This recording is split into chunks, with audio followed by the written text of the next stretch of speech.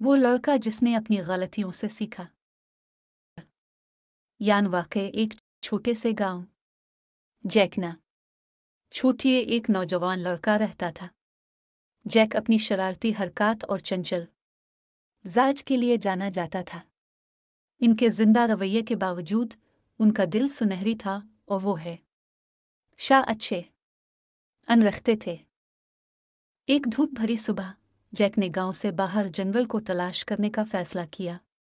जैसे ही वो जंगल की गहराई गया, उसने एक जादुई बाग पर ठोकर खाई जो उसने कभी नहीं देखा था।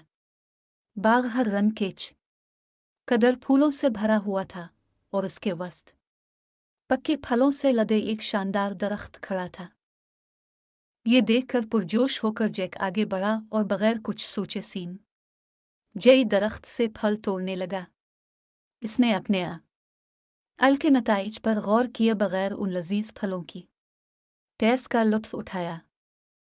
जैक से नावाकिफ ये बाग एक बूढ़े राहिब का था जिसने कई सालों से उसकी देखभाल की थी। जब साधु अपने बाग की देखभाल के लिए वापस आया तो उसे तबाशदा और फलों को लूटे हुए देखकर वो एविस हुआ। ये देखकर बहुत दुख हुआ। साधु एक न सकराहट के साथ जैक के पास गया। इसे डांटने के बजाय साधु ने सब्र से फितरत और उसके तहाइफ का एहतराम करने की ईद की वजाहत की। इसने जैक को शुक्रगुजारी और सरपरस्ती की कदर सिखाई और उस पर जोर दिया कि वो है शाज़े यन पर हल्के से चले और उसकी ना तू को पसंद करे। जैक ने तकी के अल्फाज को गौर से सुना। इसका दिल पछतावा से भरा हुआ था। अपने तरीकों की गलती का एहसास करते हुए उसने अपने तरीकों को बेहतर बनाने और अपने अल की इस्लाह करने का अहद किया। इस दिन से जैक फितरत का सख्त हाफिज बन गया।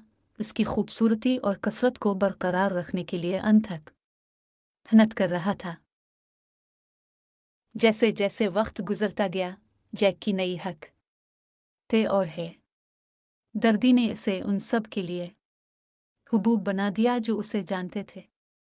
वो गांव रोशनी की किरण बन गए और दूसरों को उनके नक्श कद पर चलने और अपने अर्द गिर्द की दुनिया की परवरिश करने की तरगीब दी।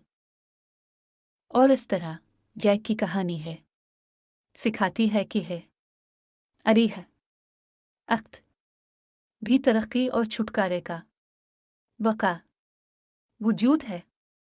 आजिज़ी को अपनाने और अपनी गलतियों से सीखने से है अपने आप को तब्दील कर सकते हैं और आने वाली नस्लों के लिए हरबानी और सरपरस्ती की देर पा रास छोड़ सकते हैं।